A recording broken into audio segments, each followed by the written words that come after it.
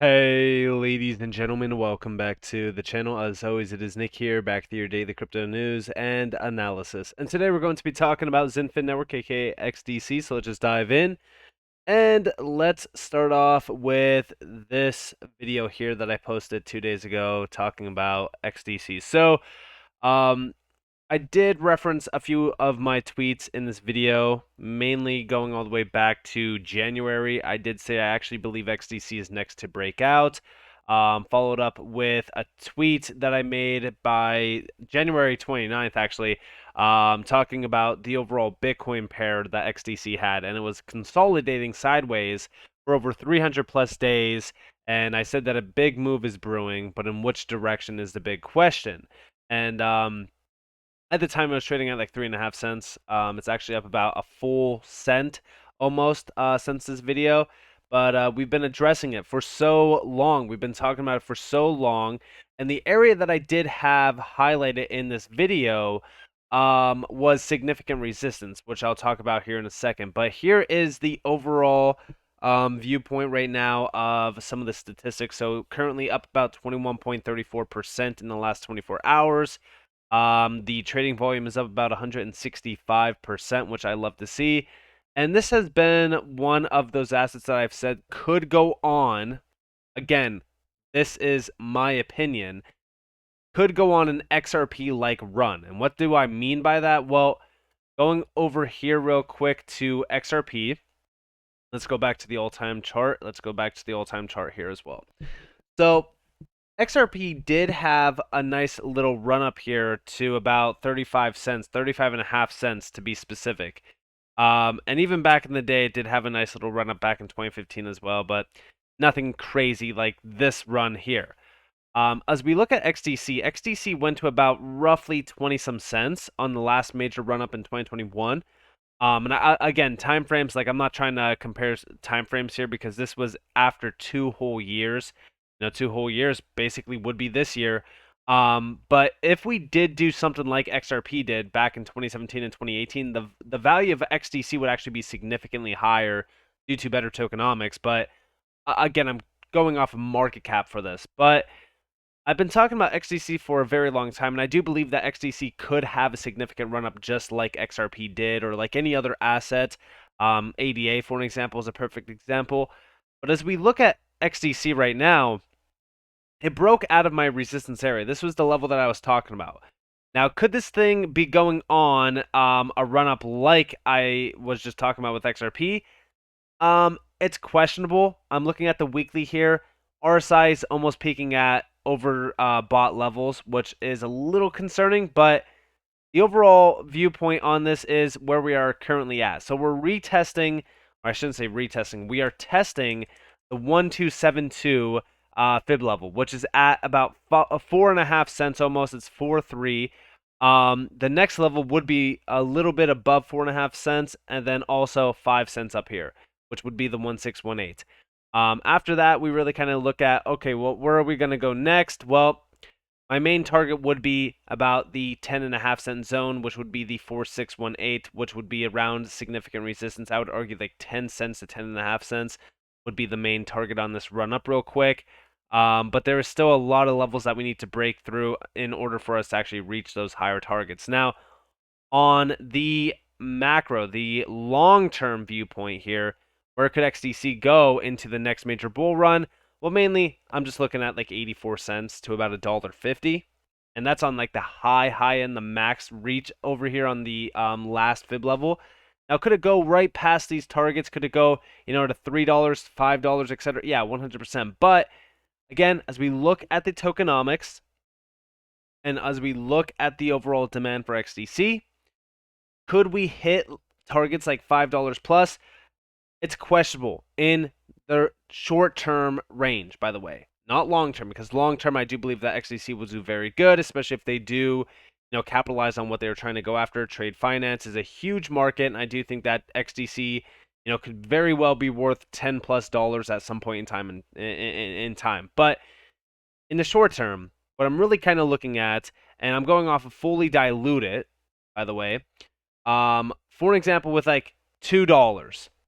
So for $2 on XDC, it would be roughly around almost an $80 billion market cap, fully diluted.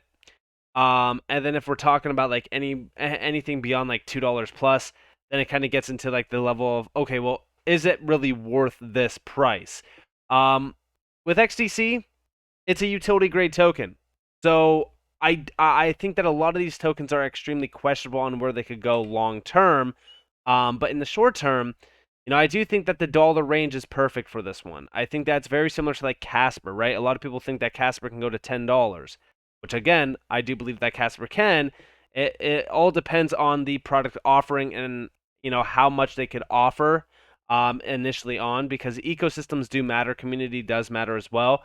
With XDC, the community is a little bit weaker. There's not a huge community for the token, but I always say, but these tokens can surprise a lot of people. Like I said, with XRP, if it goes on an XRP like run, it's questionable on where it does really go in value, because XRP did hit about $3.40 with not a lot of demand around the token. There was not a huge product offering with XRP. There wasn't a lot of the news that we see with Ripple leveraging XRP or anything like that. It was all speculation, and it ran up like this. With XDC, I do think that we also have an incredible area of opportunity. Why?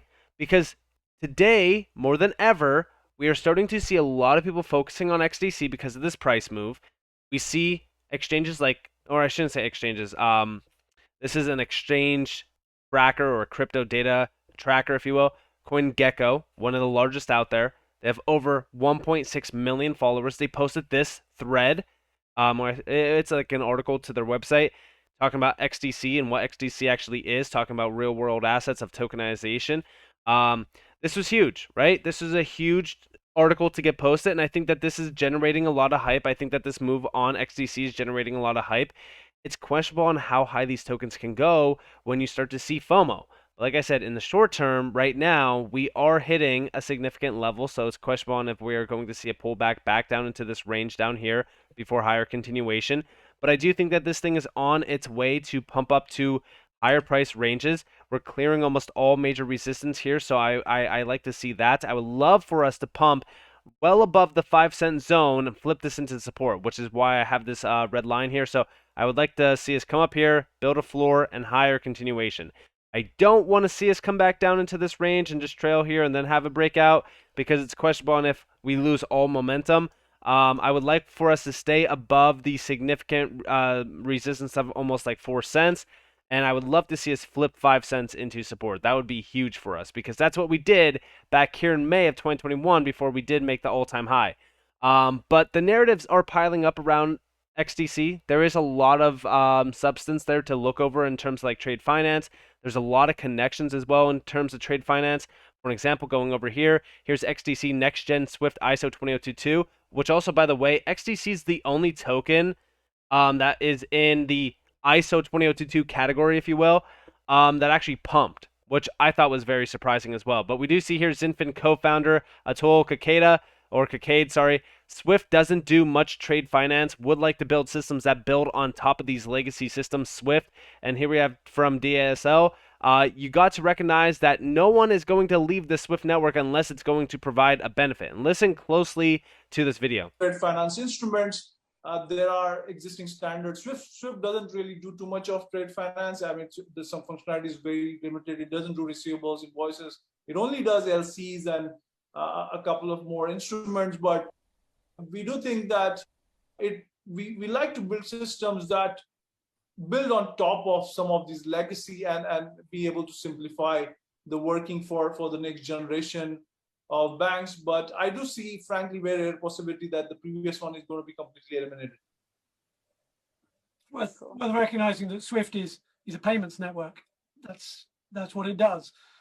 But no one sends a payment for no apparent reason. Payments are always in receipt of goods and services. So they're always one leg of a two-legged transaction. And today, or to date, because of the Swift network, you are sending payments independently or discreetly from the actual goods and services are going back the other way. So if you look at the sort of use case of trade finance, and one of the reasons that trade finance has really ignited is the use case for blockchain is because you are able to tie the payment, and in this case XDC, with the actual goods and services, in this case the invoices or the trade finance you're trying to achieve, and therefore you're getting to a situation where you can track and trace through the supply chain or the value chain the payments going one way and the goods and services going the other, and those will have multiple hops through it. And I think that's where you've got to recognize that no one's going to leave the Swift network unless it provides a benefit above and beyond what it currently does, where it is obviously a stable and secure way of making payments to date, but it doesn't have an ability to be able to connect both sides of a transaction, the payment leg and the actual goods and services. And that's where the origination of XDC and other cryptocurrencies is allowing us to code both sides of the transaction into one. And that's the vision we're pushing for here. And again, as we do really focus on this, like this is a huge narrative to play into. This is huge for speculation as well, because again, a lot of people want to have like the 100% confirmation that, hey, Swift just announced that it's using XDC. See, things like that won't happen. And I also think that speculation is healthy for the markets. I think that proper speculation is healthy. Let me like take a step back on that, because there's been a lot of speculation around this market where people are saying, crazy things. We've seen like the buyback with XRP, $37,000 price targets, stuff like that. Like, there's great healthy speculation, but then there's just absolutely ridiculous, speculation. With XDC, I do believe that it would be in Swift's best interest to tie in XDC, because they are focused on a specific industry, a specific sector that is 100% ripe for disruption. And we do see over here as well, like TradeFinix aims to be a network of networks by connecting several DLT and non-DLT trade finance initiatives such as Voltron and Swift MT798. Created in 2017, TradeFinix consists of a company with an underlying network backed by a community of 11,000 members and over 30 MSMEs. The governing members can opt for a masternode of Xinfin network, the underlying blockchain network, or opt for a hybrid council node. Hybrid nodes can combine R3 Corda Enterprise, Hyperledger Basu Enterprise, or Oracle Enterprise node with the Xinfin masternode. So this is a huge one, right? TradeFinix has always been a big one that I focused on, very similar to like TradeTech. The trade finance offerings on Xinfin, for example, if we go over to this article that CoinGecko posted, you look at the assets on XDC network. Some of these are, smaller use cases.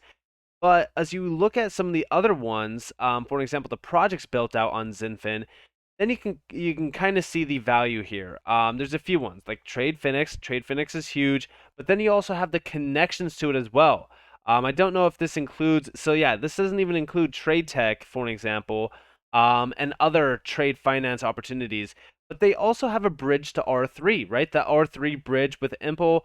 But also, if we come back up here as well. I'm pretty sure that there was also another major announcement. So they actually don't even include that with R3, but there's been a lot of connections to R3, especially the bridges. I think that the Impel bridge is a huge one, because R3 already has significant trade finance players tied to it as well. All of this combined, in my opinion, adds a lot of fuel to the fire for XDC to really kind of start pumping up in price. And it also allows healthy speculation, like I said, to happen. And if you actually look at some of the diagrams and things like that, they have been focused on having Swift at the center point here to have, or I shouldn't say to have, but play a significant role in becoming a significant part of the evolution of trade finance, and having that digital solution to digitize and tokenize trade finance instruments. And I think that this is huge. And like I said, it's going to be a global collaboration. That's why you do see XDC here tied to all these other major players as well. And CryptoNair D, by the way, did post a few connections to like even Andre Casterman, and even Atoll, because a lot of these main names that are tied to Xinfin and XDC, like they are major players that have been around for so long and have connections to Swift and even the ICC. Like this is Andre Casterman. He worked at Swift for 20 plus years. He also has major connections to the ICC. He even says, or it even says here, sorry, he established an institutional partnership between SWIFT and the ICC and created the first digital trade settlement instrument. He's a key role in all of this. And we actually do see over here the ICC and SWIFT have long played a role in facilitating trillions of dollars in global trade through tools including the UCP and SWIFT messaging standards. Again, I don't write XDC off at all because, these trade platforms and ecosystems are key and crucial to it all. And it does break it down fully in this little article from Swift's website, really talking about how significant DLT will be in the evolution and the disruption of trade finance. Again, short term, I could see Xinfin. I mean, like it's so like nobody knows where these assets can go. But in the short term, I'm expecting 10 cents to be retested at some point in time. It is a significant level that I've been focused on for a while. Honestly, we already broke through significant resistance. I'm looking at this level here to be tested, build a floor there, and then target the next level of interest, which is anywhere between 7 to 10 cents. And then after that, we really kind of just target at the all-time high. And from there, we look at the macro, right? We look at the macro fib extensions on Xinfin, because even if you go to the macro fib extensions, for an example, from the top to the bottom on the long-term view of this, let me make sure that log scale is turned off. So long term on the extension, the macro extension. So even going off of what we recently seen over here in the short term. So go off of our level here. So this really kind of aligns with what I have been saying with the price target. So like anywhere between 90 cents to $1.55 is golden. But if you wanted to have a viewpoint on the macro, the long-term view, then you could target, anywhere between like $3 to $15. And these fib extensions, like they're not to be guaranteed price targets or anything like that. But like I could see these levels anywhere between like $3.60 some cents to $15 being tested long term. But it all depends on how long you're willing to wait. In my opinion, in the short term, if I do see 80 cents to $1 on XDC, I'm 100% taking a significant profit off of that. But also, I'm always out of my initial investment at a 2x opportunity anyway, so I de-risk fully 100%. But very excited for this. You can see the strength building on the Bitcoin pair. Hopefully this continues. Hopefully we can get a breakout above this resistance level that we do see, here, which I do have outlined. So I would personally like to see us break above this, trail a little bit, and then have, higher continuation. So definitely exciting to see XDC move in price. Like I said, it's been a long time coming. So with all of that in mind, I hope that you guys enjoyed this video. If you guys definitely leave a like, subscribe, turn notifications on if there's more free content. You guys are more than welcome to follow me on Twitter and join the free Discord down in the description below. So it's up to you all. Have a beautiful day or a beautiful night wherever you guys are in this beautiful world. This has been Nick. Peace out, guys.